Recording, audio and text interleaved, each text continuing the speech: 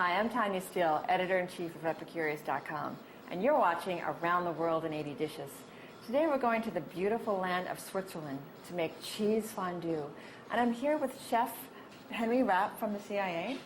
Chef, I understand that there's no better person at the CIA to ask about fondue than you. Is it true that you're actually from Switzerland? I am from Switzerland. Yeah? Grown up in Switzerland, educated in Switzerland, and ended up in America. I see. And you've had some fondues in your life, I would imagine. Many. Many. What's the secret to a great fondue, do you think? Well, it needs to be nicely melted, nice and creamy.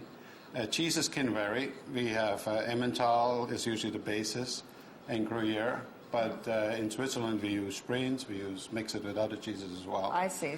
But this is the most common kind.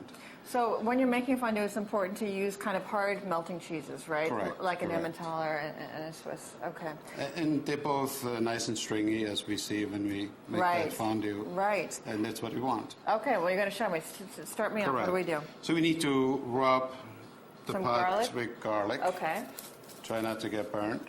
And why do we do this? That gives you the flavor.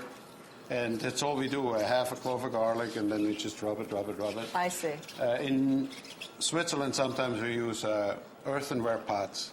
Right. As well. Right. And we cook it right in there, and then they will go straight on here. I see. Okay. So next will be the wine. All right. And that needs to come to almost like a simmer.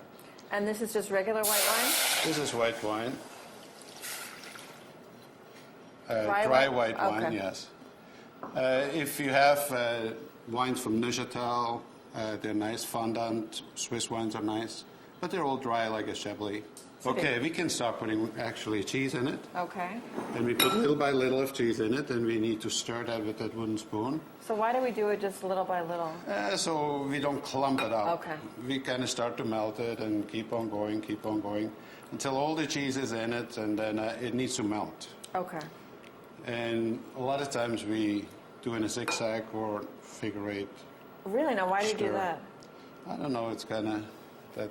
It's fancy. Goes with the swing, kind of. It's like you're skating or skiing. Correct. Down the slopes. That's what it is. But a lot of times we do the figure eight or zigzag. I think the recipe says zigzag. So we just melt it really nice. And then we have melted cheese that is thicker than the fluid.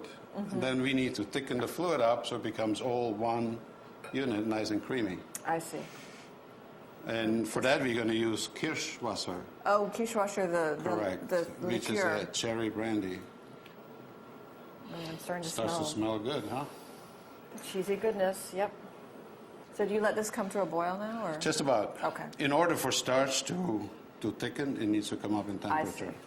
So we can put starch in it, but it will not thicken. So we want to keep that up to a simmer. Okay. And then we add it, and I add it little by little, just a little, and just watch how thick it is. Okay. So here we have a little cornstarch, and we have Kirschwasser. And this is really just to thicken this, right? It's going to be to thicken that, yeah.